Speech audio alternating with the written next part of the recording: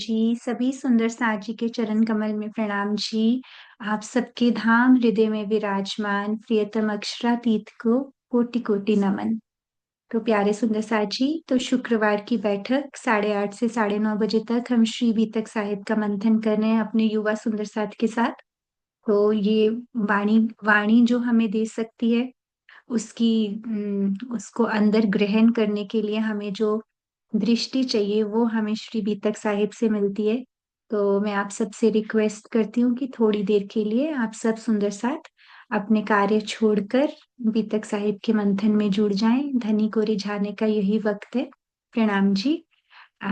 जी, लक्ष्य से आज का सेशन स्टार्ट करते हैं प्यारे से वाणी गायन से।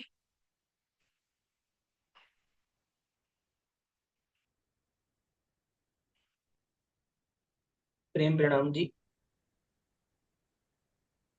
वंदो श्री सत्य गुरु चरण को, करू सुप्रेम प्रणाम।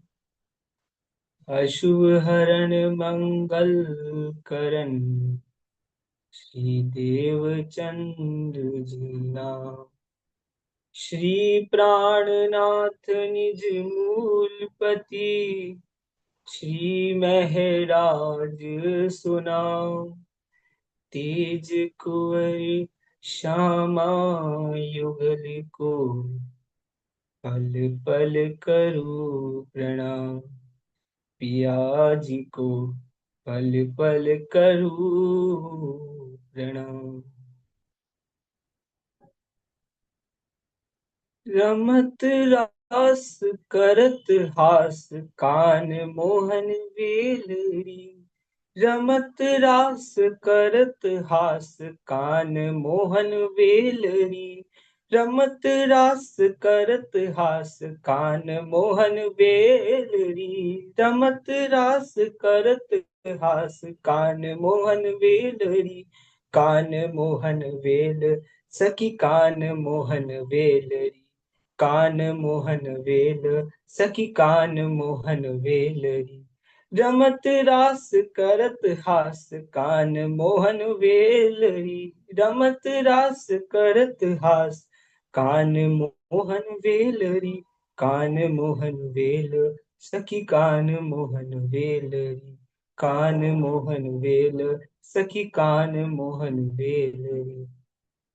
रसमा विनोद हास, हासमा करु विलास। रसमा विनोद हास, हासमा करु विलास।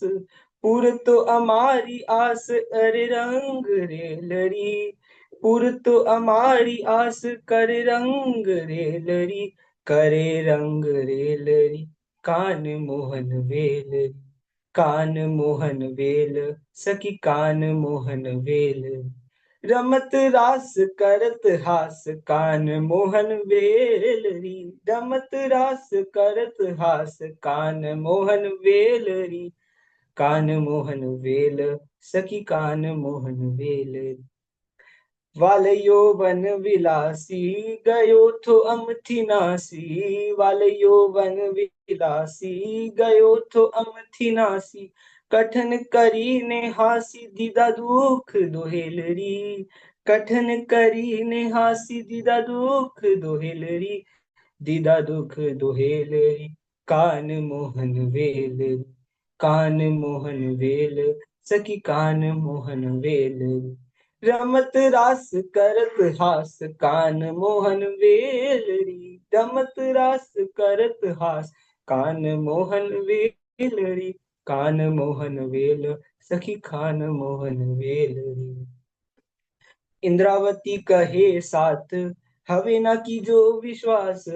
इंद्रावती कहे साथ, हवे न कीजो विश्वास।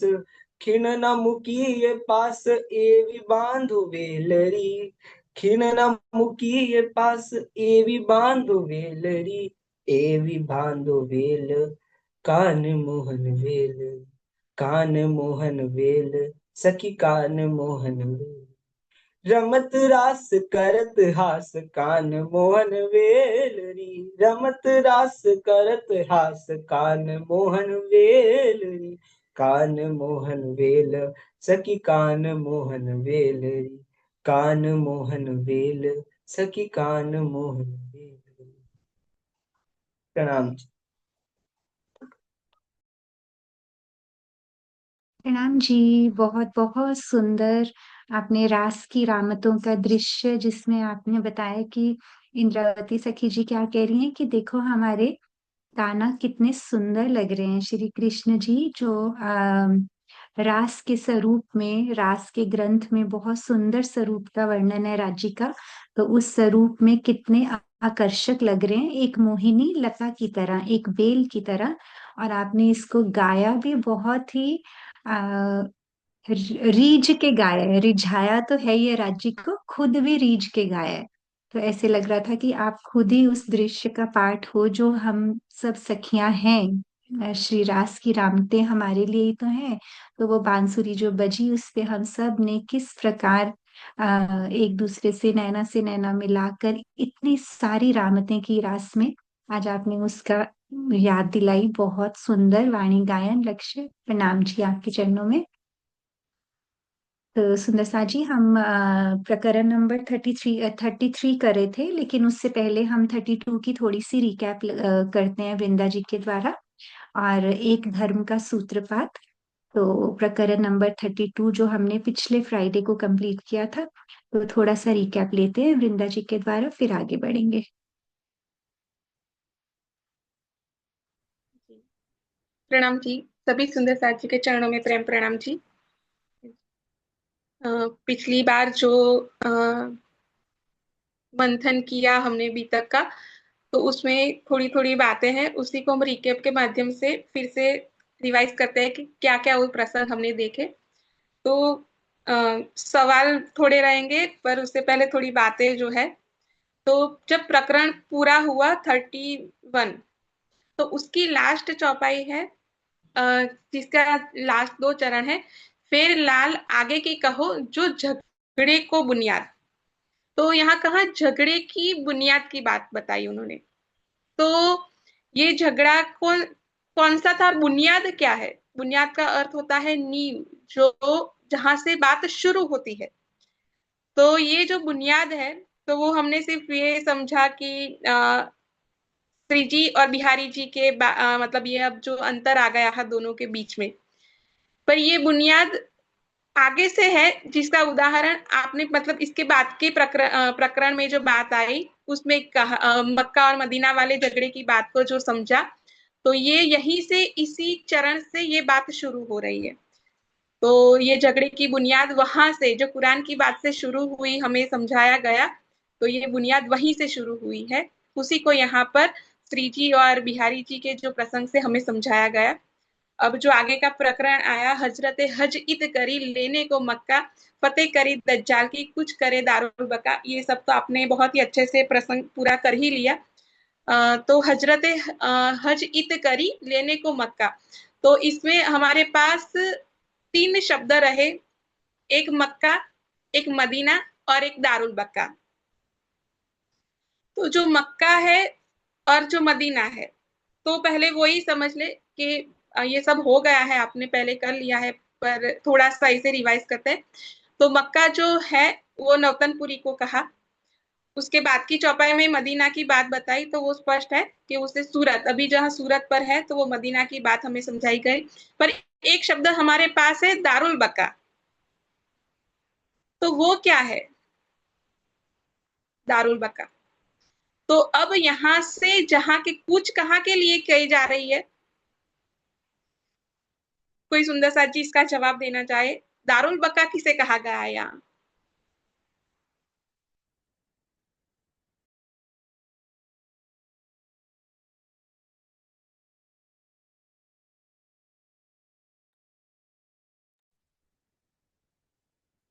प्रणाम जी सुंदर साक्षी, प्रणाम जी पम्मी। दारुल बका यानी पन्ना जी, क्योंकि यहाँ से कुछ श्री जी सुंदर साथ को लेकर निकलते हैं, तो फिर बिल्कुल लास्ट में पन्ना जी पहुंचते हैं। जी, बिल्कुल। तो ये तीन बातें जो है सुंदर सा जी, ये याद रखिएगा। हमारे पास 3 शब्द है, 3 बातें हैं, एक मक्का है, एक मदीना है और एक दारुल बक्का। वो दारुल बक्का, यहाँ पर बक्का का अर्थ होता है अखंड, ठीक है? पर यहाँ संसार में तो कोई भी चीज अखंड नहीं है, लेकिन जो अखंड की वाणी अवतरित हुई और जो उस अखंड का एक प्रतिबिंब है, तो वो हमारा पन्ना जी है, कि जहां पर मेला हुआ मध्य देश। तो उससे ही यहाँ से कूच किस तरफ की जा रही है, तो ये दारुल बका की तरफ। तो ये 3 बातें जो है वो सुंदर सा जी जरूर याद रखिएगा, क्योंकि आगे भी ये बातें आएगी, ये शब्द आपको सुनने को मिलेंगे आगे भी। तो अभी से इसे दिल में बसाए रखिएगा। फिर एक चौपाई है, सो लिखी लोमो फूस में कहत अल्लाह कलाम, 11 से बरस आगू ही सब पढ़े खलक आम। लोमोफूस क्या होता है, इसे भी सुंदर साजी समझिए कि लोमोफूस किसे कहते हैं। तो लोमोफूस का अर्थ होता है एक लोहे की तख्ती होती है, एक ऐसा लोहे का, जैसे कागज पर हम लिखते हैं, ऐसे एक लोहे का पत्र रूप होता है, उसी के ऊपर लिखा जाता है। तो जब वो लिखा जाता है तो वो लिखावट कभी भी मिटती नहीं है, यानी उसे कोई मिटा नहीं सकता, वो परमानेंट हो जाता है वो लिखा हुआ। जैसे अगर हमने कागज पर कुछ लिखा तो उसे तो किसी भी तरह मिटाया जा सकता है, लेकिन ताम्र पत्र या लोहे के पत्र पर जब कुछ लिखा जाए तो वो कभी भी मिट नहीं सकता है। वो मतलब समझ लीजिए कि जैसे अमर हो गया, ऐसा वो लिखा जाता है। तो ये लोमोफूस जो है, तो उसे तो यहाँ पर हम यही लोहे की मतलब ये तख्ती समझे, लेकिन हमारे लिए लोमोफूस क्या है सुंदर साहब जी? क्या किसी के दिल में इसके लिए कोई भाव है तो वो बताइए सुंदर साहब जी।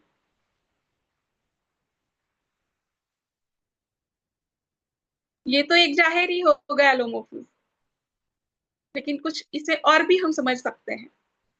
जी कृतिक जी। लोमफूज यानी वाणी, क्योंकि स्वामी जी बहुत बार कहते हैं कि जो वाणी में लिख दिया गया वो हम लोग के लिए एकदम सत्य है। उसे किसी को बदलने या किसी को कुछ करने की आवश्यकता नहीं। वाणी में जो लिख दिया गया वही हमें सत्य मानना चाहिए। जी बहुत सुंदर। अनिल मैम आप भी कुछ कह रहे थे? प्रणाम जी, बहुत अच्छा बताया। लेकिन जो हम वाणी के हिसाब से ले तो लोमोफूस यानी राज्य के दिल पर जो लिखा हुआ है वो आदि के माध्यम से हमारे पास आता है, तो वही लोमोफूस है।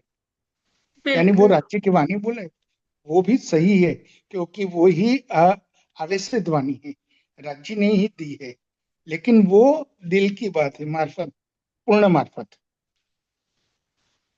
प्रणाम बिल्कुल। जी। प्रणाम जी। जी यही था इसका भाव कि लोमोफूस किसे कहते हैं। तो जो एक तो बाहरी रूप से हमने समझ लिया कि लोहे की तख्ती को, लेकिन सच में हमारे लिए लोमोफूस क्या है, तो राज्य का दिल।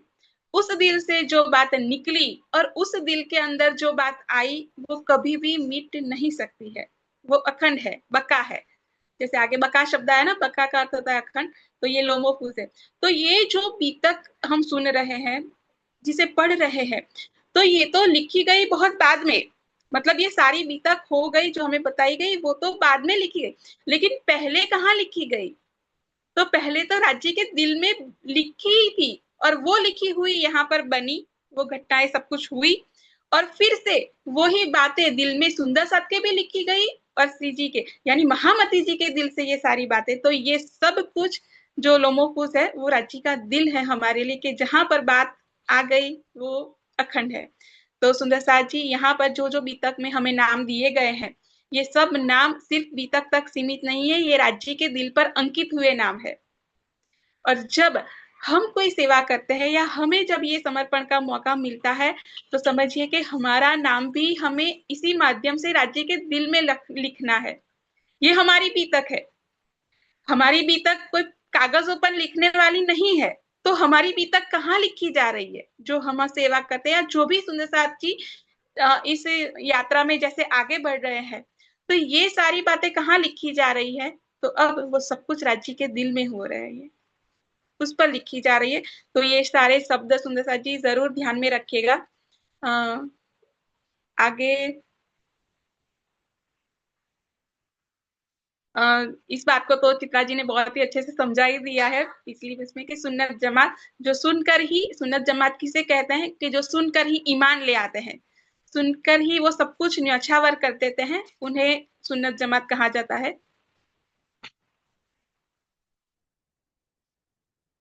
उसमें से त्रिधा लीला की भी थोड़ी बातें आई, जो सबने वैसे ही बहुत सुंदर रूप से समझ ही ली है। एक और शब्द जो यहाँ पर हमें मिला था वो है महाजरो। तो महाजर किसे कहा जाता है सुंदर साथ जी? कोई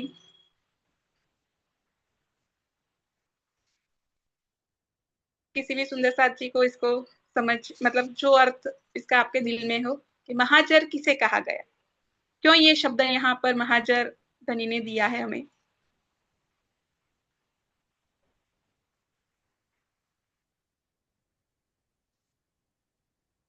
जी सुंदर साथ जी, अगर चौपाई के चरण वृंदा जी आप बता दें तो शायद से हिंट मिल जाए।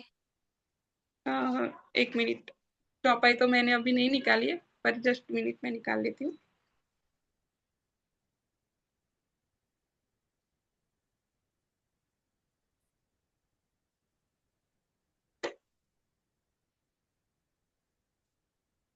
एक मिनट है सुंदर साथ हाँ जी कोई बात नहीं। जी अनिल भैया, हाँ जी। हाँ जी। आप चित्रा जी आप भी बोल सकते हो, मैं अकेला क्या बोल बोल करूंगा। नहीं नहीं, मतलब सुंदर साथ बोल रहे हैं, अच्छा लग रहा है। मुझे चौपाई का चरण से ही मुझे पता लगेगा, इसका मीनिंग तो शायद से दो मुझे भी नंबर नहीं की मिला। चौपाई है जी। कौन से नंबर की? शहर मदीना सूरत, शहर मदीना सूरत तहाँ से थी चले जब, महाजरो मदद करी जो साथ सेवा में चले तब। चौपाई का नंबर बता दो वृंदा जी दोबारा से। दूसरे नंबर की चौपाई है, आगे ही सबसे प्रकरण के शुरुआत में दूसरे नंबर की। हाँ जी ठीक है, मुझे नहीं ठीक से समझ में आया, भैया आप ही बोलिए। महाचर यानी जो श्री जी के साथ सब कुछ छोड़कर निकल गए थे और श्री जी का साथ पन्ना जी तक रहे, तो उसे महाजर कहते हैं। जो 500 की बात आती है, पहले 500 की ही बात आई, यानी पहला आज तक के वितक में सुंदर साथ कितने हैं वो नहीं बताए, लेकिन सूरत से जो निकले वो अंक बता दिया कि यहां से 500 सुंदर साथ श्री जी के साथ चले।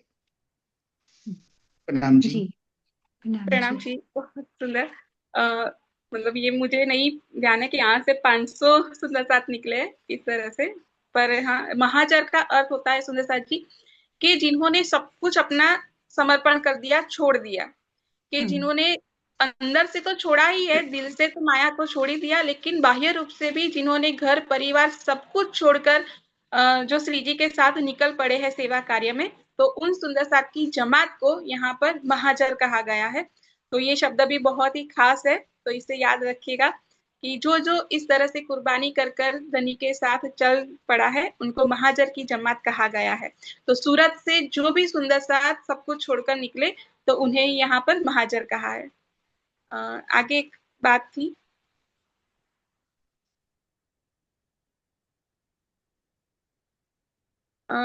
जो पिछले उसमें बात हुई थी हिजरी संवत के, जिस तरह से विक्रम संवत हिंदू वर्ष है, उसी तरह से ईसवी सन जो अभी हमने नया साल 1 तारीख को हुआ, तो यीशु जी के माध्यम से वहां से शुरुआत हुई ईसवी सन की, तो उसी तरह से मोहम्मद साहेब की लीला से हिजरी संवत शुरू हुई। तो वो ना उनके जन्म से जुड़ी हुई है ना उनके मृत्यु से जुड़ी हुई है। तो हिजरी संवत कहाँ से जुड़ी हुई है? तो हिजरी संवत जो है वो जब मोहम्मद साहेब ने मक्का से मदीना के लिए कूच कर ली, मतलब निकल गए थे, उसी समय के बीच की ये बात है जहां से इस हिजरी संवत को गिना गया है। तो इसे भी थोड़ा सा ध्यान रखिएगा, एज ए जनरल नॉलेज के लिए भी ये बहुत ही अच्छी बात है समझने के लिए।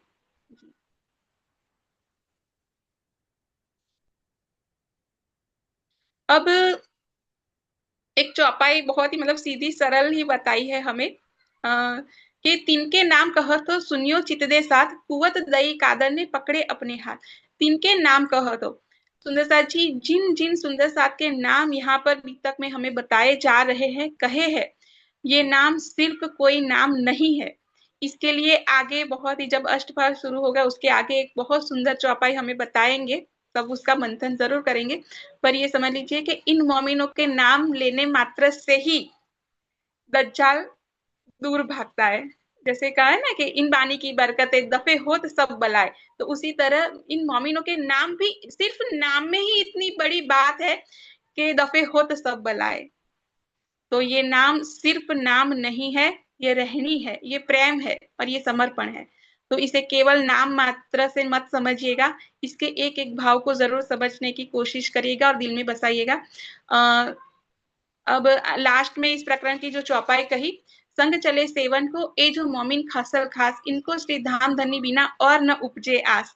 जिस तरह से हमारी व्रज में आने के समय की बात है ना, कि व्रज में जब हम आए तो कैसी हमारी स्थिति थी कि पहले ही दिन जैसे ही हमारा अवतरण हुआ संसार में, और उसी समय से रहियो न कोई आस, बस एक धनी की आस थी कि वो हमें दिख जाए। तो बस ये मोमिनों की अभी यही हाल है, यही हालत है कि इनको धनी के बिना कोई आस नहीं है, चाहिए तो सिर्फ धनी, उनके बिना कुछ नहीं चाहिए। तो इसे हम हर पल अपने आप को देखते जाए कि हमारी कौन कौन सी आशाएं हैं, क्या सिर्फ हमें धनी चाहिए कि उसके अलावा भी हमारी बहुत कुछ आशाएं। जब तक हमारी सारी आशाएं इस एक आशा में नहीं सिमट जाएगी ना, तब तक हम इन महाजरों की उसमें नहीं आ पाएंगे, ना ही हम वो लोमोफुज में आ पाएंगे, राज्य के दिल पर लिखे जाएंगे। तो बस हमारी भी ये एक आस बनी रहे कि बस धनी तू चाहिए और कोई नहीं। आगे प्रकरण जो शुरू हुआ उसमें भी एक दो बातें सुंदर सा जी मंथन करते हैं। केसरी जी संग बाई जी और भट्ट गोवर्धन, सेवा करी तन धन तो हुआ साथ में धन धन। ये ऐसे सुंदर, सिर्फ यहाँ तो अभी बाई जी और गोवर्धन भाई की बात बताई, लेकिन जो लास्ट चरण है ना, तो हुआ साथ में धन धन, ये इन सभी मोमिनों के ऊपर है कि सारे ये महाजर है वो सारे धन धन है। और एक बहुत ही खास यहाँ पर एक प्रसंग के भीम भाई की बात बताई आगे 2 नंबर की चौपाई में, कि भीम भाई है वो सब कुछ अपना छोड़कर निकल गए और सेवा करी उमर लो, अपनी आखिरी सांस तक उन्होंने सेवा की है, गाए प्रेम वचन, और प्रेम के वचन गाए हैं। अब इसी के बाद में एक बीच में तीसरी चौपाई है, उसको छोड़कर चौथी चौपाई में श्याम भट्ट जी की बात बताई कि श्याम भट्ट संग चले तो सही, रहा केतेक दिन, पर थोड़े दिन रहे, वचन वेदांत सुनावत कर न सका बस मन। पर जो वेदांत के साथ जुड़े हुए के कारण वो अपने मन को बस नहीं कर पाए और फिर वहां से वापस घर चले गए। तो देखिए इस प्रसंग को फिर से याद करिए, जब सूरत में बना, ये दोनों वेदांतचारी है, कौन? भीम भट्ट और श्याम भट्ट। ये दोनों एक साथ आए थे श्री जी के चरणों में सूरत में, और जब ये दोनों एक साथ आए थे, दोनों ने श्री जी की चर्चा सुनकर बहुत ही सुख और आनंद पाया। ये चौपाई आप आगे पढ़िएगा फिर से पीछे जाकर। तो ये जब प्रसंग बन रहा है ना, तब श्याम भट्ट है ना, वो भीम भाई को कहते हैं, क्या कहते हैं कि भीम भाई आप ध्यान से सुनिएगा, ये जो बातें श्री जी बता रहे हैं ना उसे। तो देखिए भीम भाई की जागृति में कहीं ना कहीं श्याम भट्ट जुड़े हुए हैं, भले वो साथ में आए हैं, साथ में चर्चा सुन रहे, लेकिन श्याम भाई जो है वो भीम भाई को कहते हैं इशारों में कि देखिए ये जो बातें बता रहे हैं ना, ये बातें आज तक किसी ने कभी भी नहीं बताई। जो हमने राधा वल्लभी मार्ग में जो जो समझा या कुछ भी समझा है वेदांत में या जो भी, पर ये तो उससे भी आगे की बातें कर रहे हैं जो आज तक हमें किसी ने नहीं बताई, ना हम खुद इसे समझ पाए। तो इसे आप ध्यान से सुनिएगा, इसे छोड़िएगा मत। ये बात श्याम भाई ने भीम भाई जी को बताई। अब यहाँ पर देखिए पूरी स्थिति किसी बदल गई कि भीम भाई ने तो वो बातें सुन ली, समझ ली, और देखिए उमर लो निभाई कि आखिरी सांस तक निभाई, लेकिन श्याम भाई जिन्होंने उन्हें समझाया कि सुनिए, वो साथ नहीं दे पाए, वो वापस चले गए। तो ये कितनी एक बहुत ही खास प्रसंग है। और बीच में जो तीसरे नंबर की चौपाई है उसमें नागजी भाई की बात आई, जो छोड़ कुटुंब सब कुछ चले, और उनको यहाँ पर एक खिताब दिया गया गरीबदास।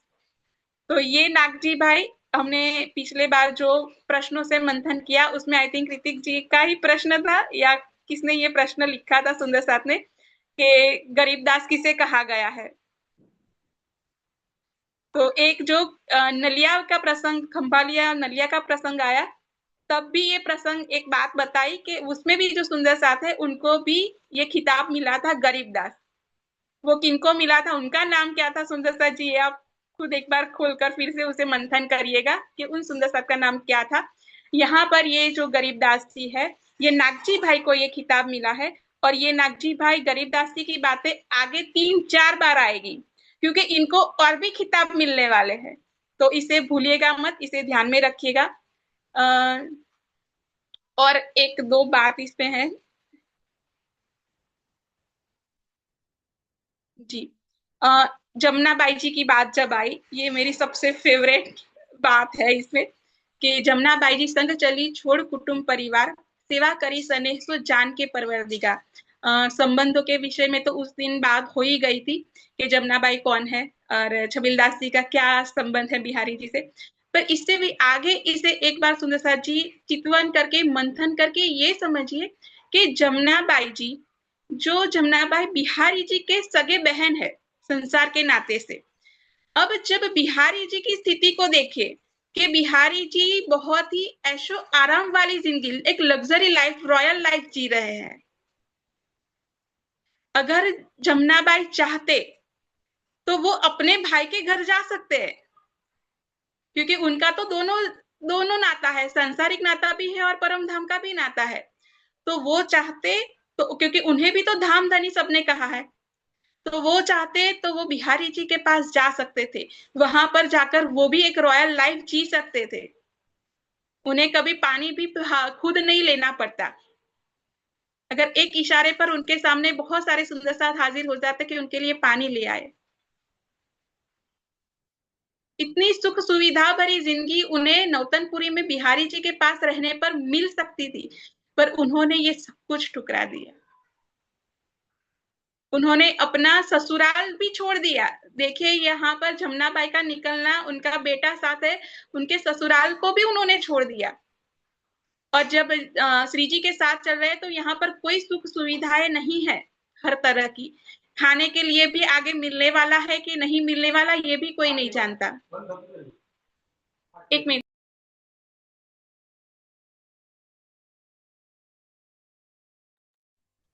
जी।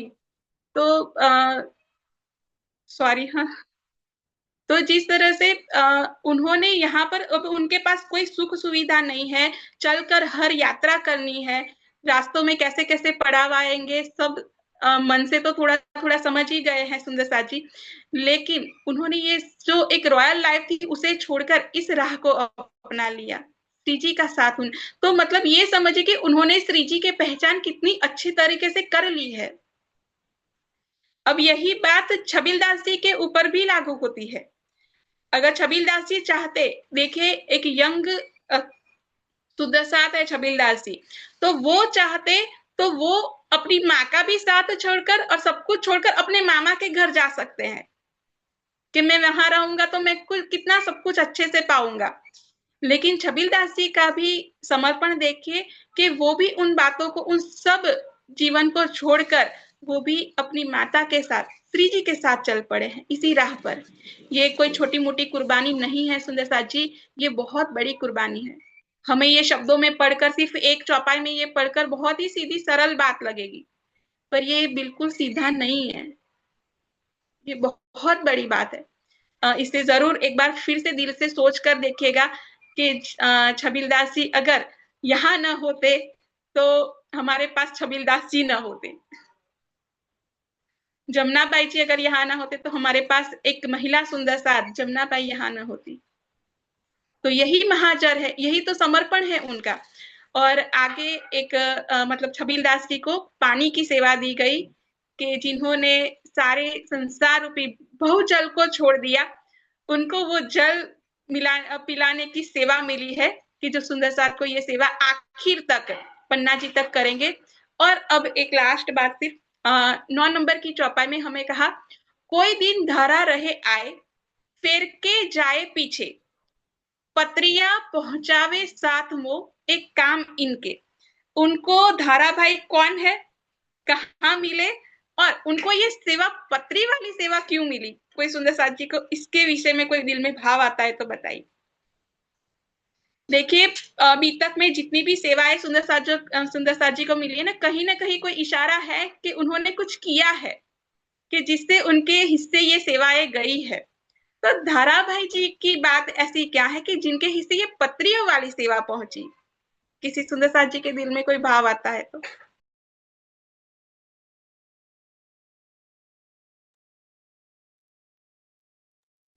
चलिए, यही तो मतलब कहाँ पर इनकी बात आई, वही तो मतलब सुंदर साथ जी, वो तो आप सबको याद ही होगा, तो वो बताइए पहले। जी अवंतिका, आप बताओगे धारा भाई जी कहाँ के सुंदर साथ थे?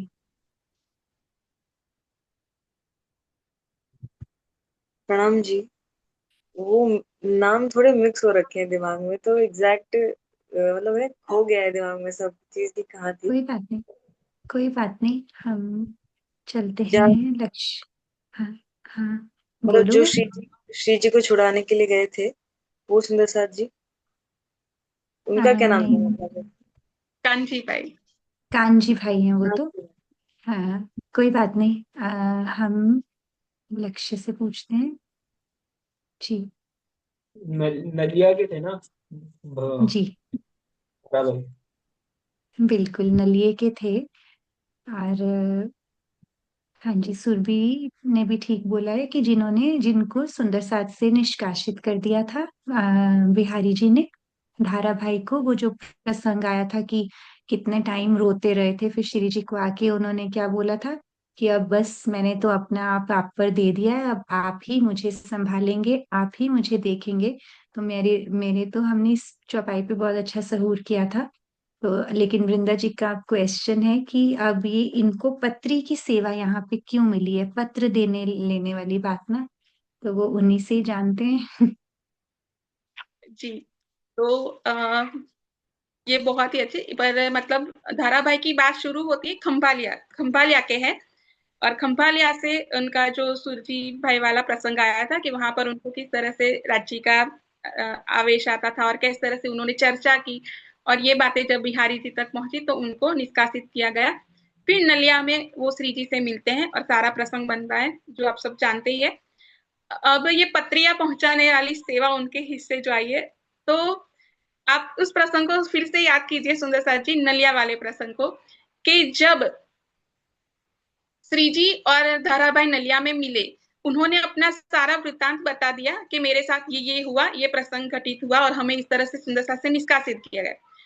तब उन्होंने कहा कि बस मेरी एक आस है कि आप मुझे सुंदर साथ में शामिल कर लीजिए, ये धाराभाई ने कहा। तब श्री जी ने कहा कि जरूर। जी, लक्ष्य कुछ कहना चाहते? मेरे को पता नहीं सही है क्या, लेकिन थोड़ा क्लिक हुआ कि वो शायद बिहारी जी को पत्र लिख लिख के भेजते थे। शायद कौन वो, धारावाही की मेरे को सुंदर साथ में ले लो, ऐसा कुछ है क्या कि तो इसलिए अब उनको ये सेवा मिली है? नहीं, ये ऐसा कुछ नहीं है। मतलब उनका ये पत्र उस समय कुछ लिखने की बात नहीं है। तो जब ये सारा प्रसंग घटित हुआ और श्री जी से जब उन्होंने कहा, तब श्री जी ने उन्होंने उनसे वादा किया कि बिहारी जी आएंगे तो मैं उनसे आपकी बात करूंगा, आपको सुंदर साथ में शामिल कर ले। तब धाराभाई बहुत खुश हो गए कि अब मैं सुंदर साथ में शामिल तो हो ही जाऊंगा इस तरह से। तब वो क्या करते हैं कि वो इतने उत्साहित है, इतने उनके दिल में भाव जगे हुए हैं कि वो सो नहीं पाते हैं। तो वो क्या करते हैं, जैसे ही पता चला कि बिहारी जी आ रहे हैं, वो मंडई बंदर पर वहां पर बंदर पर जाके बैठे रहे। उनकी आंखें भी नहीं झपकी, वो बस राह देख रहे हैं कि बिहारी जी उतरे, मतलब यहाँ पर बस उनके कदम पड़े, वो आ जाए। और जैसे ही बिहारी जी के कदम पड़े, तो सबसे पहले भागकर ये संदेशा लेकर जाने वाले कौन थे? धाराभाई जी थे, कि वो इतना खुश हो गए कि बिहारी जी आ गए। ये भाव उनको दिल में इतने मतलब खुशी ले रहे थे कि वो दौड़ते दौड़ते गए। धाये शब्द है, उस पर भी हमने उस वक्त मंथन किया था कि वो धाय के गए श्री जी के पास, और श्री जी के पास जाने के बाद उन्होंने कहा कि श्री जी, बिहारी जी आ गए। देखिए शब्द कितना छोटा सा कहा है, बात कितनी छोटी सी है कि बिहारी जी आ गए हैं। पर ये संदेशा सुनकर श्री जी इतने खुश हुए कि श्री जी ने बिहारी जी के सामने क्या कहा था, कोई सुंदर साथ को याद हो तो?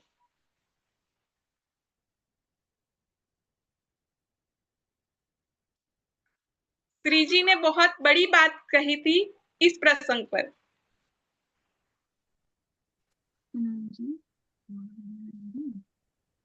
हाँ जी, कामिनी बोलिए।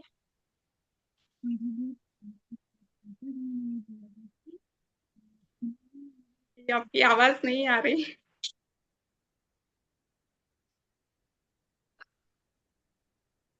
कोई बात पता नहीं, नहीं। पर मुझे भाव आ गया कि आपको समझ आई गई, आप वही बात बताना चाहते हैं। अब आ रही है, अब आ रही है। हाँ हाँ हाँ हाँ हाँ, बोलो बोलो बोलो, आ रही है। हाँ, उन्होंने उन्होंने ऐसे बोला था कि मतलब श्री जी बहुत खुश हुए थे सुन के, तो ऐसे बोला था कि इन पर मैं अपना जीव न्यौछावर कर दूं तो वो भी कम होगा। इन्होंने मुझे इतनी खुशी दी है आपके आने की, ऐसा बोला था ना। हाँ जी, बहुत ही सुंदर।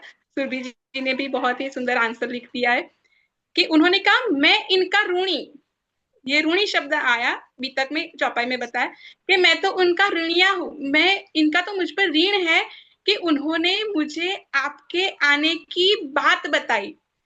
देखिए ये आने की बात बताना भी कितनी बड़ी बात है। ये हमें ऐसे ही बोलने में या पढ़ने में बहुत सामान्य लगती है, बहुत सीधी लगती है कि उसमें क्या इतनी बड़ी बात है कि बस वो आए और उन्होंने कहा तो गए कि वो आ गए। पर ये इतना नहीं है।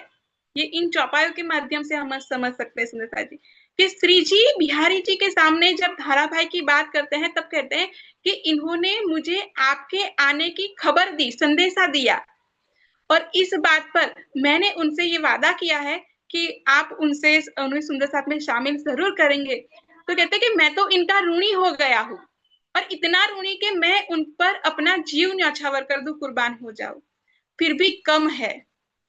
तो ये उन्होंने जो पहला संदेशा, देखिए अब संदेशे की बात हुई यहाँ पर, उन्होंने सबसे पहला काम किया, ये हमारे धाराभाई सबसे पहले धर्म प्रचारक है कि जिन्होंने सबके बीच में राज्य की बातों को जाहिर किया। ये संदेशा जो राज्य का है वो संदेशा सब में जाहिर किया। तो एक तो उनके साथ पहले ये संदेशा पहुंचाना जुड़ गया है, दूसरा उनके साथ ये प्रसंग जुड़ गया कि वो संदेशा किस तरह से श्री जी के पास लेकर गए। तो ये दोनों उनके संदेश, एक जाहिरी और बातूनी दोनों बातें इसमें जुड़ी है कि ये सेवा धाराभाई के हिस्से गई है कि वो पत्रियां पहुंचाने की सेवा करने लगे। भी जो संदेशा पहले ही देते हैं, लेते हैं, वो फिर इन सेवा से कैसे दूर रहे। तो ये उनकी सेवा खास बनी रही धाराभाई जी की। अब यहाँ पर ये प्रसंग है कि एक काम इनके फेर के जाए पीछे। तो सिर्फ ये इसे ऐसा न समझिए कि उन्होंने कोई थोड़े दिन ये सेवा की है, ये सेवा उनकी बहुत लंबे समय तक चली है। जैसे जैसे जिस तरह का समय और माहौल रहा, ये सेवा उन्होंने बहुत ही बखूबी की है। और आगे की बात तो आप सबने बहुत ही अच्छे से ही मंथन की है। लालदास जी खाली हाथ आए, कुछ नहीं है। यही खाली हाथ लेकर हमने पिछली बार ये प्रसंग किया था, मतलब बात की थी कि अगर ये खाली हाथ लेकर अगर वो नौतनपुरी चले जाते, जो उन्होंने टेक ली थी, प्रण लिया था कि मैं धामधनी से मिलने जाऊं, अगर ये खाली हाथ लेकर वहां गए होते तो उनका दिल सच में बहुत खाली हो जाता कि उन्हें वहां पर एंट्री भी नहीं मिलती, और सुंदर साथ से और निष्कासित करने की बात हो जाती। पर यहाँ पर वो श्री जी के सामने जो खाली हाथ लेकर आए हैं, ये खाली हाथ अब खाली नहीं है, अब पूर्ण रूप से भर रहे हैं। अब तो भरे जा रहे हैं इन हाथों को। और असल बातों को हाथों में भरने के लिए पहले माया की बातों से हाथ खाली करने ही पड़ते हैं। तो ये माया की तरफ से संपूर्ण रूप से हाथ खाली कर कर पहुंचे, और धनी ने उन्होंने अपने दिल रूपी नियामतों से उनके दिल को और हाथों को भर दिया है, और आखिर लो निभाया, आखिरी सांस तक उन्होंने ये साथ निभाया है। यही होती है प्रेम की खास बात कि कैसी भी परिस्थितियां आए, कुछ भी हो जाए, पर जो हाथ एक बार पकड़ लिया वो छोड़ा न जाए। कई सुंदर साथ ऐसे यहाँ मतलब हम देखते हैं कि कई ऐसे सुंदर साथ है कि जिनके घरों में जैसे उनके माता पिता राज्य को मानते थे, फिर वो बच्चे जो है उनके, उन बच्चों को अब लगा कि हम ये सेवा पूजा, और ये उनको ऐसा लगता है कि सेवा पूजा राज्य को घर में रखना वो एक इतनी बड़ी बात है, नियमबद्धता से जुड़ी, कि हम सेवा नहीं कर पाएंगे, हम पूजा। तो उन्होंने राज्य घर में जो थे उनके माता पिता द्वारा, उन राज्य को फोन करके कहते हैं कि आप अब ये राज्य ले जाइए ना, क्योंकि हम इस तरह से सेवा पूजा नहीं कर पाएंगे। तो एक तरफ खुशी की बात ये होती है कि राज्य खुद सामने से चलकर घर में आ जाता है, पर एक तरफ दुख ये भी होता है कि जिनके घर में ऑलरेडी है वो उन राज्य को कैसे घर से बाहर हटाए। पर ये होता है सुंदर साथ जी कि वो आखिर तक नहीं निभा पाते, पर देखिए ये आखिरी सांस तक निभाई गई। और सबसे बड़ी बात जो पीछे आगे की चौपाई में कही कि इनके साथ सिर्फ लालदास जी नहीं, लालबाई जी और उनकी बेटी जो है श्यामबाई जी, दोनों साथ में आए हैं। तो वैसे हमारे दृष्टि से देखे कि वो खाली हाथ आए, लेकिन ये खाली हाथ, एक हाथ में श्यामबाई जी है और एक हाथ में लालबाई जी है। पर इनकी कुर्बानी ये सबसे बड़ी कुर्बानी होती है कि जिनमें संबंधों को पर भी जो संसारी संबंध है उस संबंधों को हटाकर उसे धनी के तरफ न्यौछावर कर दिया जाए। तो ये तीनों तरफ से देखिए, लालदास जी ने लालबाई जी और श्यामबाई जी का समर्पण धनी पर किया है।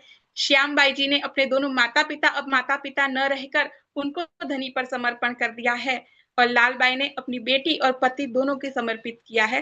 तो ये छोटी छोटी बातें सुंदर साथ जी हमें बहुत कुछ सिखाती है, इसे दिल में जरूर रखिएगा। जी प्रणाम जी सभी सुंदर साथ जी को। प्रणाम जी, प्रणाम जी। बहुत ही सुंदर रिवीजन के साथ साथ विशेष पॉइंट्स का बहुत अच्छे से मंथन भी हुआ। तो ये बहुत जरूरी है सुंदर साथ जी की जितनी भी चौपाइयां हम यहाँ पर पढ़ें उनको अकेले बैठ के एक एक चरण को जानने की कोशिश करें कि उनके पीछे क्या गहराई है, क्योंकि जैसे वृंदा जी ने बोला कि वो गहराई हमें धनी के दिल की गहराई तक ले जाएगी, क्योंकि मोमिनों की सिफत जो भी लिखी है वो उनके हृदय में अंकित है, तो हमारे को वहां तक पहुंचना है। तो बहुत ही सुंदर वृंदा जी, प्रणाम जी, थैंक यू।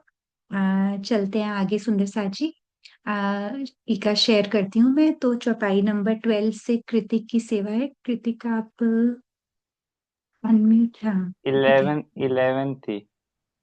हाँ जी, वो वृंदा जी ने अभी बहुत अच्छे से समझा दी, इसलिए मैंने 12 बोला। आप उस चौपाई को फिर से पढ़िए। ये वाली चौपाई जितनी बार बोली जाएगी हमारी रसना पवित्र होती जाएगी, तो इसलिए आप चौपाई नंबर 11 से ले सकते हैं जी। प्रणाम जी। प्रणाम जी।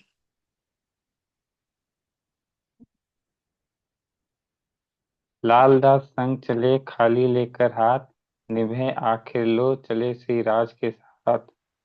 फिर लालदास जी श्री जी के साथ चल पड़े, लेकिन उनके पास एक रुपया भी नहीं था। वे खाली हाथ थे, पर उन्होंने अपना तन मन पूर्ण श्री जी के चरणों में समर्पित कर दिया था। उन्होंने जीवन की अंतिम श्वास तक सेवा धर्म निभाया। जी, सुखदेव प्रेम सुख करना आसान है, निभाना मुश्किल है, जो लालदास जी ने हमें करके दिखाया अपने सपरिवार सहित। जी सुंदर सा जी। सुखदेव सूरत से ले चले संग मानिक, अपना आपा डारिया पहुँचे मेरते बुजरक। सूरत से सुखदेव और मानिक भाई चले। इन्होंने अपना अहम धनी के चरणों में न्यौछावर कर दिया था। ये दोनों मेरते से श्री जी ये दोनों मेरते में श्री जी से मिले। जी, अब ये जो सुखदेव जी और मानिक भाई है, इन्होंने पूरी तरह से अपना अहम धनी के प्रेम में न्यौछावर कर दिया। अहम का विसर्जन होने के बाद ही अहम हम इसको थोड़ा सा अहम एक्सप्लेन करो, हाँ ये वाले चरण हाँ, को। हाँ जी। इन्होंने अपना अहम धनी के प्रेम में न्यौछावर कर दिया। इसका मतलब इन्होंने अपने आप को पूर्णतः धनी में समर्पित कर दिया कि पूर्णतः अपने आप को धनी के चरणों में समर्पित कर दिया। इसका जी यही मतलब है शायद। जी, बिल्कुल बिल्कुल, मतलब कि पूरा अपना अस्तित्व मिटा देना, मतलब कि अब जब चली पड़े वहां से श्री जी के संग हमेशा के लिए, इसी को कहते हैं न्यौछावर कर देना। तो खुद को समर्पित करना, एक समर्पण की पराकाष्ठा। तो ये दोनों मेड़ते में फिर श्री जी से मिले। जी। प्रेम प्रेम जी अति प्रेम सो मार्ग में मिले धाय, हाजिर रहे हजूर में सेवा करी चित ल्याय। प्रेम जी बहुत प्रेम पूर्वक मार्ग में श्री जी से मिले। वे हमेशा धाम धनी की सेवा में उपस्थित रहते थे और शुद्ध हृदय से इन्होंने श्री जी की सेवा की। सूरत सेती चल के आए पहुंचे गुजरात, राह खुदाई के वास्ते लड़े मिल्टन को जुल्मात। लगभग 500 सुंदरसात के साथ चलकर श्री जी अहमदाबाद आए। अज्ञानता के अंधकार को नष्ट करने तथा प्रियतम के प्रेम में डूबने के लिए इन ब्रह्ममुनियों ने माया से युद्ध किया। जी, अभी इसको हमने डिस्कस किया ना कि अब ये 500 शब्द यहीं पर आया है कि 500 सुंदर साथ चलकर, जैसे अनिल जी ने भी बताया कि 500 सुंदर साथ की जमात अब चलकर गुजरात अहमदाबाद में आए। और अब वही जो हम हमेशा से सहूर करते हैं कि कुछ आसान रास्ता तो होगा नहीं उनका, उन्होंने किस प्रकार माया से युद्ध किए होंगे, ये अब उन्होंने हमारे चिंतन के लिए बात छोड़ी है यहाँ पर कि क्या क्या तकलीफें आई होंगी उनको, क्योंकि प्रेम में डूबना, आ, इन सब चीजों से जूझना, माया से जूझ कर प्रेम में डूबा जा सकता है। गुजरात के बीच में 4 दिन रहे ये, तहाँ सेती कूच करके सिद्धपुर पहुंचे थे। श्री जी सुंदरसात सहित अहमदाबाद में 4 दिन रहे। इसके पश्चात वहां से चलकर सिद्धपुर पहुंचे। लक्ष्मण कबीला ले के पहुंचे हैं गुजरात, कबीला भारी भया कहीं रहने की बात। लक्ष्मण भाई अपना सारा परिवार लेकर श्री जी के चरणों में अहमदाबाद पहुंच गए, किंतु पारिवारिक समस्याओं के कारण वे वहीं बस जाने की बात करने लगे।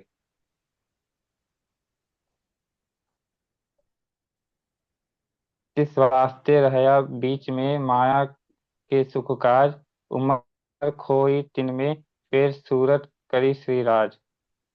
इसलिए माया के सुख की चाहना इसलिए माया के सुख की चाहना ने उन्हें घर में रहने के लिए विवश कर दिया। लक्ष्मण भाई ने अपनी सारी उम्र परिवार में ही बिता दी, लेकिन जीवन के अंतिम समय में उन्होंने श्री जी के चरणों की तरफ अपने मन को लगाया।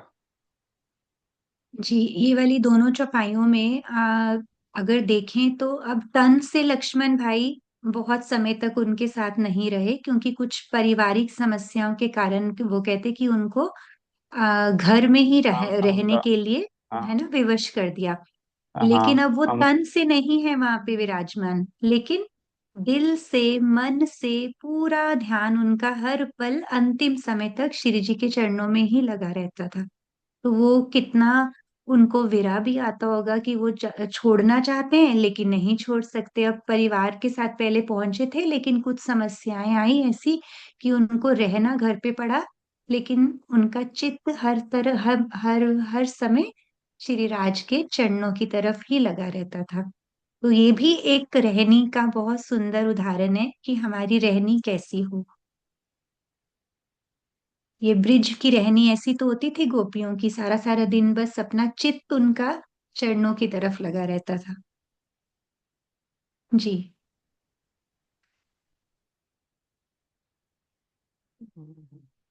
सिद्धपुर के बीच में रहे 22 दिन, भगवान उपाध्याय ने सेवा करी अति मगन। सिद्धपुर में सब सुंदरसात के साथ श्री प्राणनाथ जी 22 दिन तक रहे। वहां पर भगवान उपाध्याय ने श्री जी सहित सब सुंदरसात की अत्यंत प्रेम भाव से सेवा की। और भगवान का रेवादास है नाम, पहुंचा पालनपुर में इनके पूरे मनोरथ काम। इनका पूरा नाम भगवान रेवादास उपाध्याय था। यह धन की चाहत में पालनपुर तक श्री जी के साथ गया। वहां इनकी आध्यात्मिक इच्छा को धामधनी ने पूर्ण किया। सिद्धपुर के पास एक विंध्य सरोवर है जो तीर्थ माना जाता है। उस समय श्री जी उस सरोवर में स्नान करने गए थे। सिद्धपुर में श्री जी ने संभवतः कहीं हवेली लेकर अपना निवास किया होगा, क्योंकि 500 सुंदरसाज को अपने घर में ठहराने की क्षमता भगवान दास में नहीं थी। श्री जी और भगवान दास की भेंट उस सरोवर पर ही हुई होती सरोवर पर ही होती है, जहाँ पर उनसे कुछ दिन श्रद्धा भाव से सेवा की थी। जहाँ भगवान दास पैसे के लालच में सिद्धपुर से पालनपुर तक पहुंच गए थे। जी, यहाँ पर बताया है सुंदर साथ जी की भगवान दास रेवादास उपाध्याय जी जो थे वो श्री जी को मिले और सेवा भी करी, लेकिन उनको अभी श्री जी की पहचान नहीं है।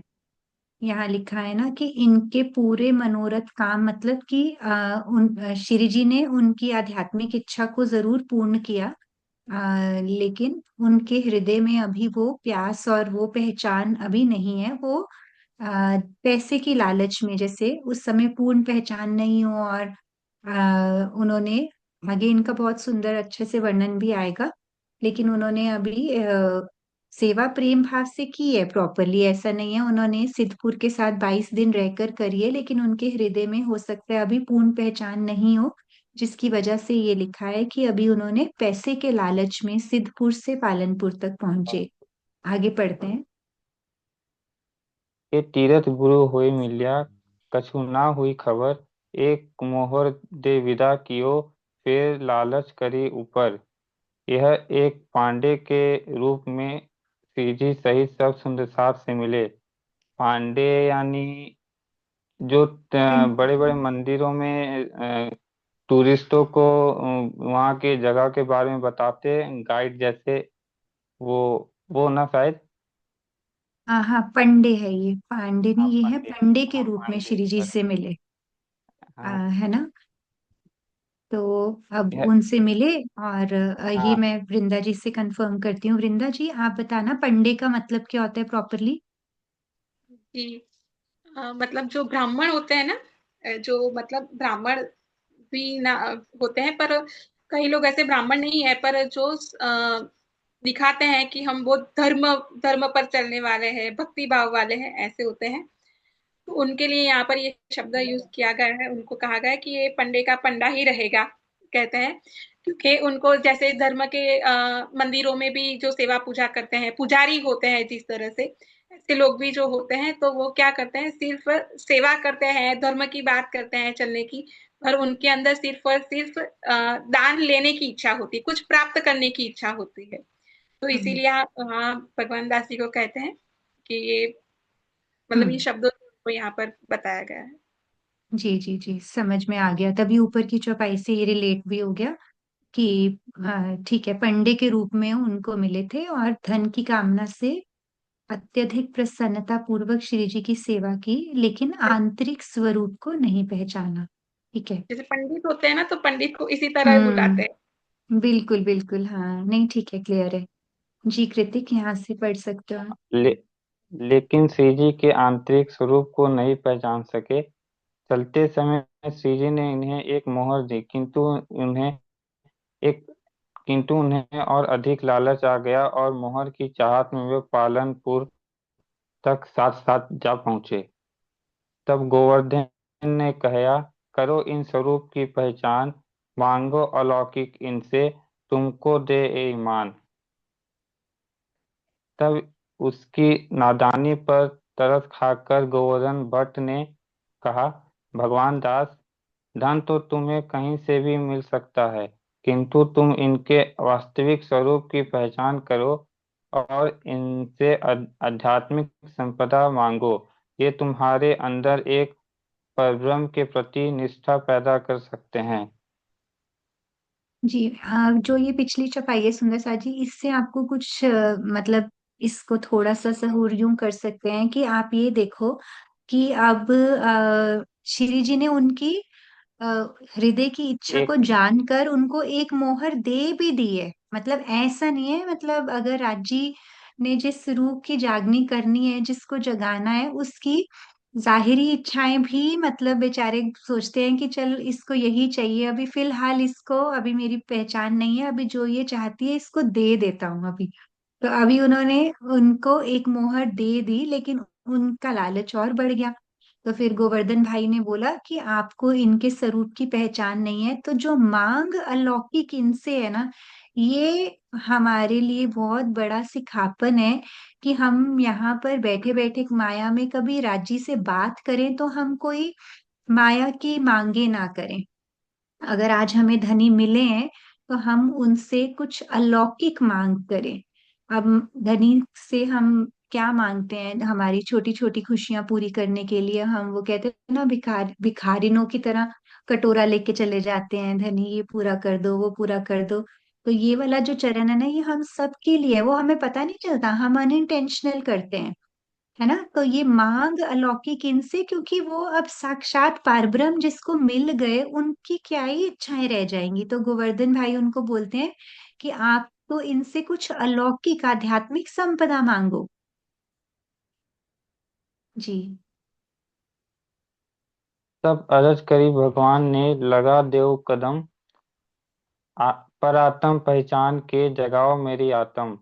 तब भगवान दास श्री जी के चरणों में गिर पड़े और प्रार्थना करते हुए कहने लगे कि आप मेरी परात्म को पहचान कर मेरी आत्मा को जागृत कीजिए। ये कितना टाइम लगा उनको ये एक्सेप्ट करने में? नहीं तो हमें कोई ऐसे कभी कोई कुछ बोले तो हम इग्नोर ही मार देंगे ना, आगे चल पड़ेंगे कि जो मैं हूं बस ठीक है ना। और इन्होंने क्या लगाया, नॉट इवन 1 सेकेंड की, एकदम से ही मतलब उनको फीलिंग आई और उनके चरणों में गिर पड़े और कह रहे हैं मेरी भी आत्मा को जागृत कीजिए। अब ये मांग है, ये मांग अलौकिक है ना, जो वो ये है कि धनी मेरी भी आत्मा को आप जागृत कीजिए। तो ये हैं भगवान दास जी, कितनी कितनी जल्दी उनके हृदय को चोट पहुंची। तब चार सुकन चलते कहे, याद करो निज धाम, जमुना ताल घाट की और अक्षर मुकाम। तब चलते चलते श्री जी ने कुछ बातें, चार शब्द कहे। भगवान दास, हद बेहद और अक्षरधाम से परे उस परमधाम को याद करो, जिसमें पुखराज पहाड़ से निकलकर दूर से भी उज्जवल और मिस्री से भी मीठे जल वाली जमुना जी बहती है, और यह हीरे के बने हुए हौज कौसर ताल में गिर जाती है। और अब श्री जी ने क्या किया, अब जब चोट पहुंची रूह को, तो धनी क्या करेंगे? जैसे ही एकदम से, अब आत्मा को जागृत करने का तरीका क्या है?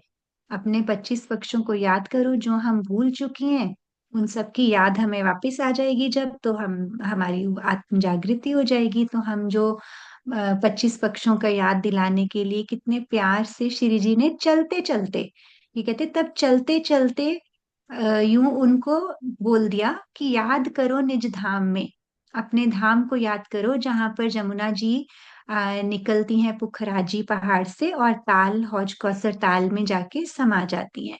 और फिर याद करवाते हैं उनको कि किस प्रकार ये हीरे का बना हुआ, एक ही हीरे का बना हुआ हौज कौसर ताल है, उसकी बात बताते हैं। जी वृंदा जी, आप कुछ कह रहे थे? अच्छा, ठीक है। तो मैं 1 सेकंड के लिए सुंदर सा जी नक्शा दिखाती हूँ आपको, जस्ट फॉर एन ओवरव्यू। हम जब चर्च नहीं करेंगे तो इसको डिटेल में करेंगे। तो ये जमुना जी किस प्रकार, हमारा ये पुखराजी पहाड़ है रंग महल की उत्तर दिशा में। ये यहाँ से आप थोड़ा सा समझ सकते हो कि ये है जो, ये है रंग महल, सॉरी, ये है पुखराजी पहाड़, ये रंग महल है हमारा, नौभूम 10वीं आकाशी।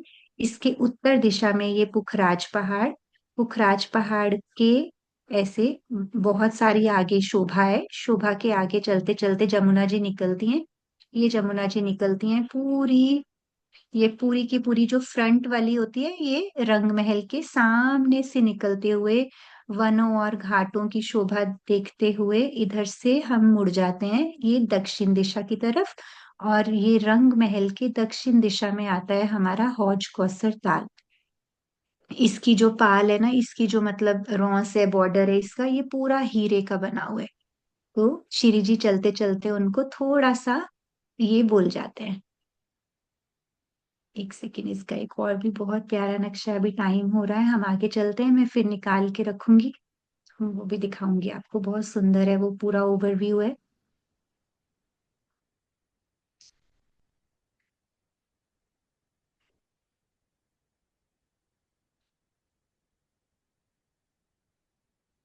और क्या याद करवाते हैं श्री जी? ब्रजरास में हम थे, भी तीसरे आए इत, अब खेल देख पीछे फिरे, जाए लगे हम तित। ब्रजरास में हमने ही लीला की थी, और इस तीसरे जागनी के ब्रह्मांड में हम ही आए हैं। यह माया का खेल देखने के पश्चात हम अपने परमधाम वापस चले जाएंगे। इतना सरलता से बोलते हैं ना राज जी। बस ब्रजरास में लीला की थी, तीसरे ब्रह्मांड में आए हैं, खेल देखेंगे और चले जाएंगे। और और इसके बीच में क्या क्या हुआ राज जी, वो सोचवाओ है ना जी। ए बात चित धर के, ए बात चित धर के, फिर आए अपने ठौर, सोई बात दिल में रखी, कहूँ ना कहवे और।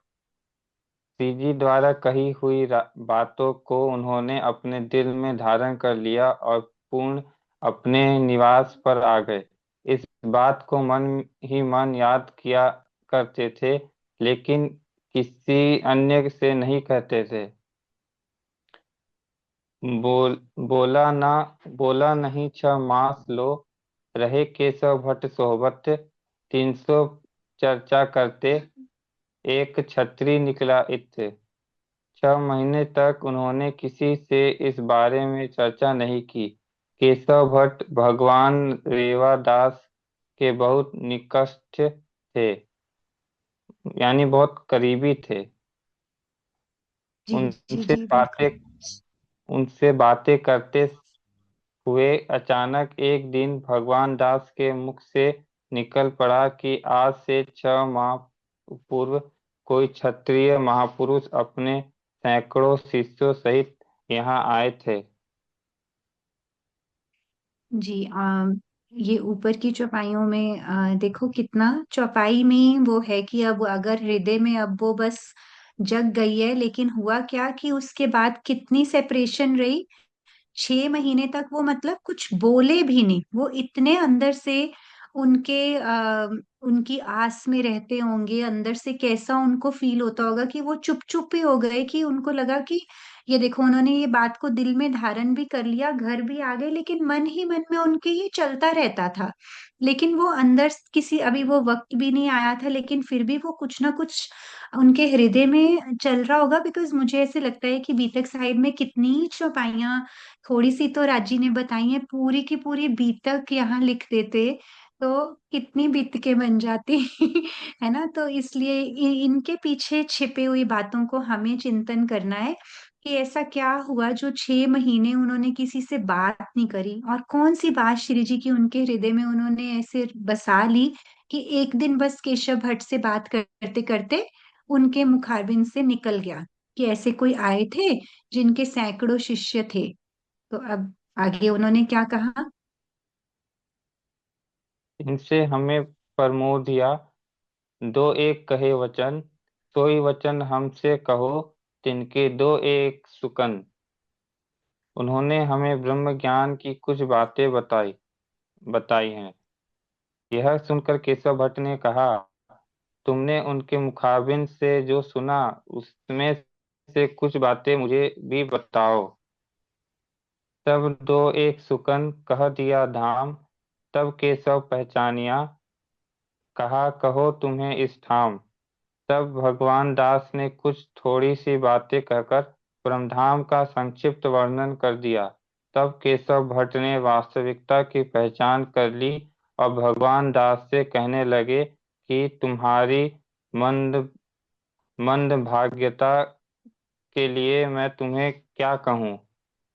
मंद भाग्यता यानी बदनसीबी, बदनसीबी हाँ के लिए। हाँ हाँ, मतलब मंद भाग्यता मतलब कि अब अब ये देखो कि अब जो हमने पीछे पढ़ा था ना सुन्नत जमात, अब ये जो केशव भट्ट जी हैं, आप ये देखो वो किसी के मुखारबिन से सुन रहे हैं और उनको यकीन आ रहा है। मतलब आप इसके बारे में अगर हम सच में एक बारी सोचें कि किस प्रकार भगवान दास जी ने, अभी उन्होंने क्या बताया कि बस उन्होंने ब्रह्म ज्ञान की कुछ बातें बताई हैं, उन्होंने कहा मेरे को भी कुछ बताओ, तो दो एक सुकन कहा, मतलब कि थोड़ी जो बात वो खराजी पहाड़ की, जमुना जी की, अखंड परम धाम की बातें कही।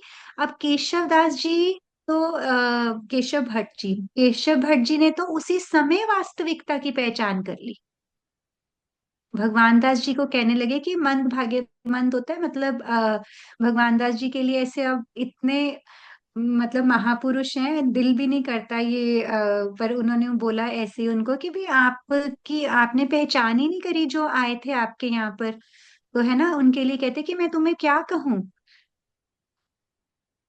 अभी एक लास्ट चौपाई लेते हैं क्योंकि इसके बाद फिर थोड़ा अलग वर्णन शुरू हो जाएगा, तो ये वाली आज लास्ट चौपाई लेते हैं। फिर थोड़ा सा 5 मिनट इन्हीं चौपाइयों पर वृंदा जी से थोड़े भाग लेंगे। जी आप ये ले लीजिए ऋतिक। यह तो अक्षरातीत था, तुमने ना करी पहचान। अब मैं उतही जात हूँ, मुझे आया ईमान। भगवान दास, तू सचमुच पंडा ही रह गया। जिसको तुमने मात्र एक क्षत्रिय महापुरुष के रूप में देखा है, वे तो साक्षात अक्षरातीत के रूप थे, किंतु तुमने अपनी बदनसीबी के कारण उनकी पहचान नहीं की। अब मैं उनके चरणों में जा रहा हूँ, क्योंकि मुझे उन पर अटूट आस्था हो गई है। ब्रह्म सृष्टि की यही पहचान है कि धामधनी के जरा से शब्दों को सुनने मात्र से उन पर समर्पित हो जाती है। बेहद बेहद बनज का हो गया साथी, एक लवे होशी टुक टुक। ये उदाहरण दिया गया है कीर्तन से कि किस तरह ब्रह्म सृष्टि ब्रह्मवाणी के कुछ शब्द सुन के ही राज्य पे ईमान और प्रेम लाती है। इस प्रसंग से जी उन अग्रण्य सुंदरसात को प्रेरणा लेनी चाहिए जो श्री प्राणनाथ जी को संत कवि महापुरुष और श्री देवचंद्र जी का शिष्य कहने में अपनी सारी ऊर्जा लगा देते हैं। जी जी कृतिक प्रणाम जी, बहुत अच्छा। थोड़ा सा वृंदा जी इस चौपाई को लेकर और थोड़ा सा इस पे और प्रकाश डालते हैं। हार्दिक जी की थी अगली चौपाइयों की सेवा। हार्दिक नेक्स्ट टाइम आपसे स्टार्ट करेंगे। प्रणाम जी। जी वृंदा जी। प्रणाम जी। सॉरी, थोड़ा रिकेप में ही ज्यादा टाइम लग गया तो। नहीं नहीं, जरूरी था, वो तो बहुत इम्पोर्टेंट था जो राज्य के हृदय में आता है। अभी हमने लोमो फूस किया ना, तो अभी आप थोड़ा सा 5 मिनट आज की चौपाइयों के बारे में भी कहिए। अ, सब कुछ हो ही गया है, कुछ ज्यादा नहीं, पर मैं कहूंगी कि ये मेरा सबसे प्रिय प्रसंग पूरी बीतक का है, क्योंकि मुझे केशवदास जी बहुत ज्यादा प्रिय है। मतलब उनका नाम आते ही जैसे ऐसे दिल में कुछ होने लगता है, क्या होता है पता नहीं, शब्दों में नहीं कह सकती। लेकिन ये प्रसंग मेरे बहुत ही हार्ट टचिंग प्रसंग में से है। तो चित्रा जी का तो दिल ही इतना प्रेम भरा है कि वो प्रेम से ही आगे बढ़ रहे हैं। पर यहाँ एक बात जो है सुंदर जी, कि सिद्धपुर और पालनपुर नजदीक नजदीक है, गुजरात के ही ये दोनों मतलब एरिया है, गांव है। तो श्री जी सिद्धपुर आए, वहां 22 दिन ठहरे। सबसे पहले प्रश्न के माध्यम से बढ़ते हैं। 22 दिन की लीला का प्रसंग आके आया है, कोई प्रसंग सुंदर जी कौन सा याद है? आज बाईस हमारा दिन बहुत टेस्ट हो रहा है और आज मुझे लगता है कि बहुत कम सुंदर साथ आए हैं, उनको पता लग गया होगा कि आज वृंदा जी टेस्ट के मूड में है। नहीं, बस पीछे का भूल मत जाइए सुंदर जी, बस जी यही दिल में है। अभी तक ये ऐसी जो हो रही है ना, शायद फिर कभी नहीं होगी हमारे जीवन में। तो ये एक मौका है, तो इसे भूल मत जाइएगा। भले आगे आगे बढ़े तो पीछे के प्रसंग हमें याद रहने चाहिए, हर प्रसंग। तो आगे 22 दिन का प्रसंग कहाँ आया सुंदर जी?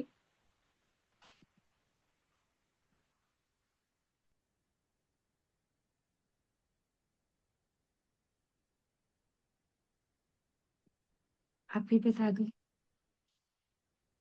लक्ष्य को लक्ष्य। याद रखिए। मैं फिर से कंफर्म नहीं हूँ लेकिन ट्राई कर रहा हूँ। वो शायद प्राणनाथ जी और देवचंद्र जी अलग हुए थे तब। अ, मतलब और लक्ष्य। प्राणनाथ जी थे और फिर देवचंद्र वहां से अरब गए थे। और फिर जब आए थे देवचंद्र जी उस टाइम तो देवचंद्र जी ने वो नहीं दिया था आशीर्वाद। और लेकिन जब देवचंद्र जी की उसके बाद 22 दिन के बाद उनकी मतलब देवचंद्र जी की मृत्यु हो जाती है ना, तो उसके बाद वो 22 दिन का गैप था क्या मैं। जी, बहुत सुंदर। आप बहुत मतलब हो गए, उसी प्रसंग पर आ गए। बिल्कुल। कि ये 22 दिन का प्रसंग आगे कहाँ बना कि जब श्री जी और मतलब महराज ठाकुर जी और देवचंद्र जी का जो वियोग हुआ, उस वियोग में जब उनका मिलन हुआ 1712 में, तो उस समय की ये प्रसंग है कि महराज ठाकुर जी और देवचंद्र जी के बीच में 22 दिन एकांत में बातें हुई। और उसी एकांत में उन्होंने सारी आगे की जागने की बातें बताई कि आपको अ, साकुमारा साकुंडल की जागनी करनी है। वो बहुत उनके एकांत में कुछ बातें हुई। तो ये 22 दिन का प्रसंग एक आगे गया, एक ये 22 दिन का प्रसंग सिद्धपुर में आया, और अभी और दो 22 दिन के प्रसंग आगे आएंगे। तो आपको इन चारों 22 दिन के प्रसंग को याद रखना है सुंदर सा जी, भूलिएगा मत। तो सिद्धपुर का ये जो प्रसंग है, रेवादास जी उनके वहां पर देखिए श्री जी का सानिध्य उनको मिलता है, और वो मिलने के बाद पर उन्हें ऐसा लगता है कि ये बहुत चमत्कारिक कोई व्यक्ति है। श्री जी को देखकर उन्हें लगता है कि ये बहुत ही एक चमत्कारी व्यक्ति है कि जो मेरी हर इच्छा को मांग को पूरी कर सकते हैं। तो इसीलिए उनको ऐसा लगा कि मैं जो भी इच्छा मेरे दिल में है जो मांगूंगा वो मेरी पूरी हो जाएगी। तो उन्होंने क्या किया कि जब श्री जी 22 दिन तो वहां सिद्धपुर में ठहरे, 22 दिन के बाद जब वो आगे निकले तो पालनपुर पहुंचे। तो वो उनके दिल में इच्छा उस 22 दिन के समय से ही है कि मैं इनसे कुछ मांगू कुछ मांगू। पर जैसे आगे शब्द आया ना अलौकिक, पर वो उनके दिल में इच्छा क्या थी, लौकिक की। कि उन्हें क्या चाहिए था, लौकिक चीजें चाहिए थी। तो उसी तरह से जब वो पालनपुर जब श्री जी आए तो उनके पीछे पीछे साथ में चल पड़े, और वहां पर जाकर उनके मन का मनोरथ जो था वो उन्होंने बता दिया।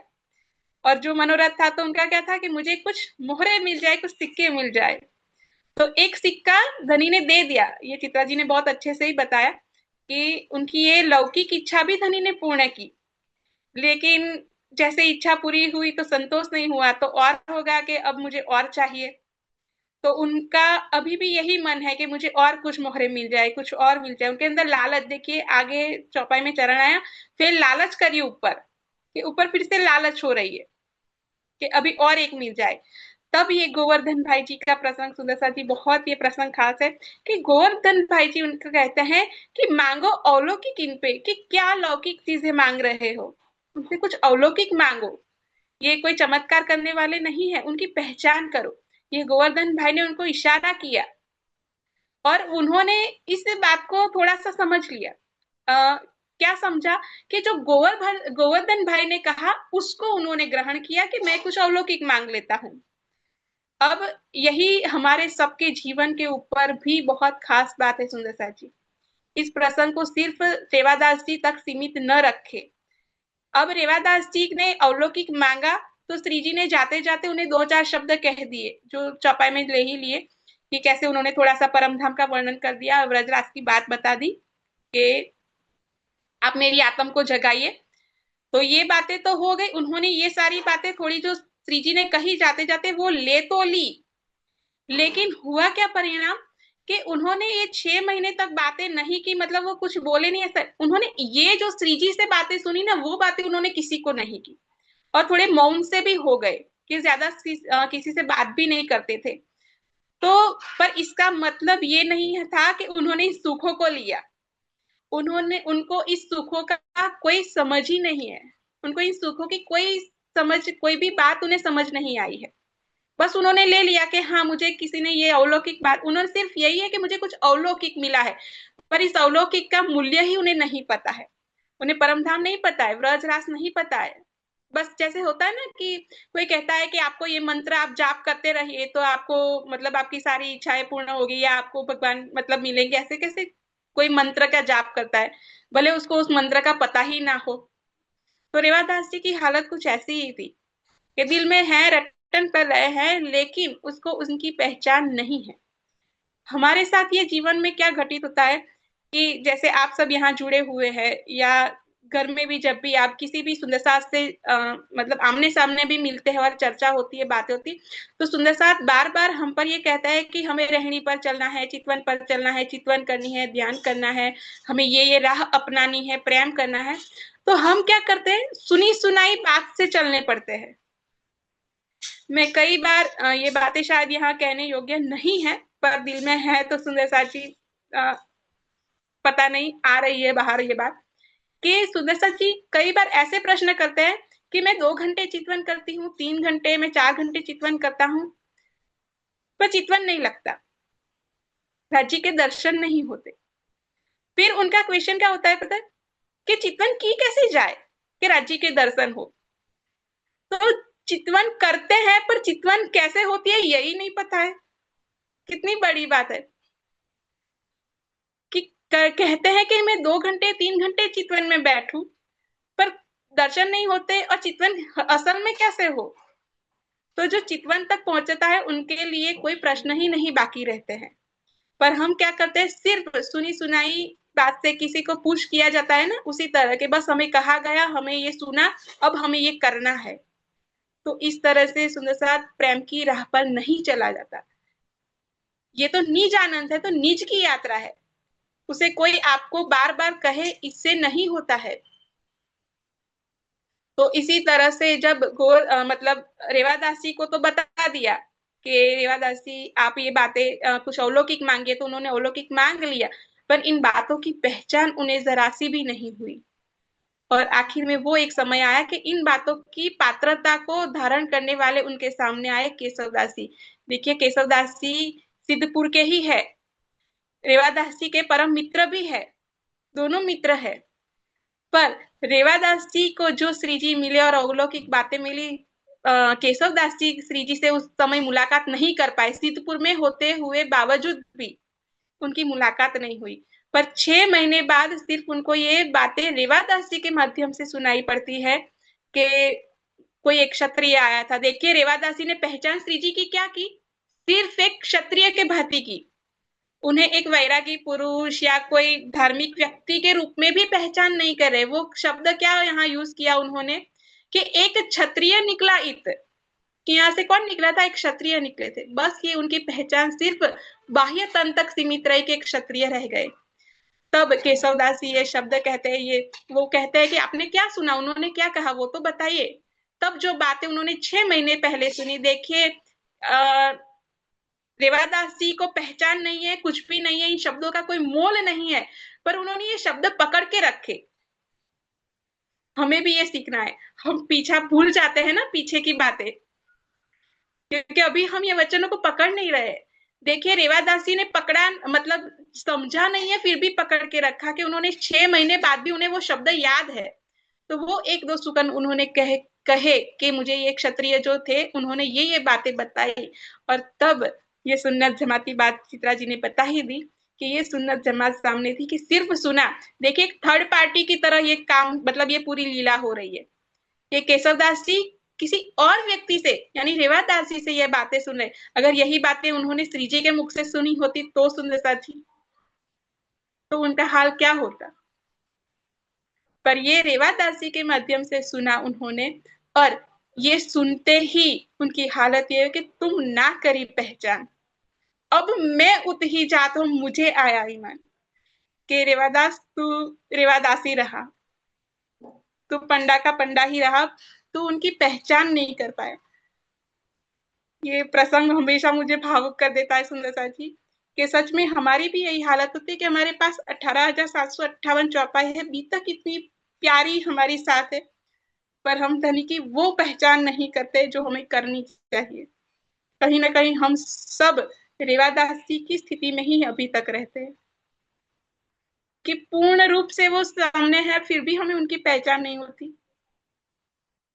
तो कहते तुम न करी पहचान, एक छोटे से शब्द, इतनी सी बात सुनकर ईमान आना, कि जिस श्री जी को उन्होंने देखा नहीं है कि वो कैसे हैं, उन्हें पता नहीं है कि उनका रूप क्या है, वो कैसे दिखते हैं, किस तरह के हैं, कहाँ से आए थे, कुछ भी नहीं पता है, पर उन्हें पहचान हो गई।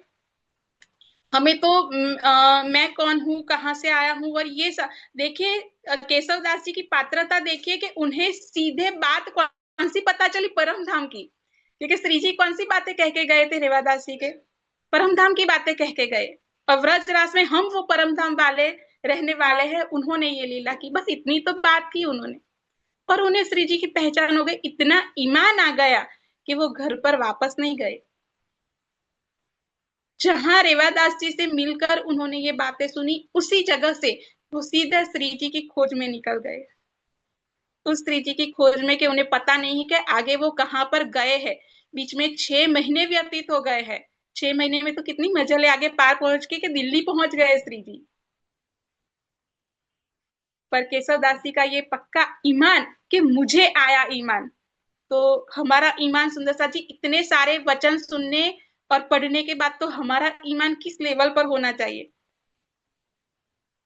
तो इन्हीं वचनों को अब जैसे हमने आगे धारावाहिक का प्रसंग देखा ना कि कैसे उनको ये सेवा मिली, तो केशव दास जी को भी एक बहुत प्यारी सेवा मिली है।